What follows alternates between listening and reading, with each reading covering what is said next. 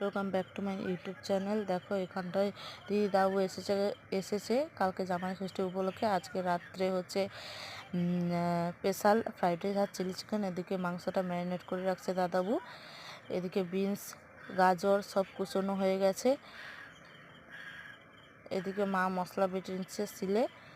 এদিকে রসুন আর পেঁয়াজ ছাড়ানো হয়ে গেছে, জল হাঁড়িতে বসানো হয়ে গেছে। এদিকে দেখো মাংস কতটা জল বেরিয়েছে।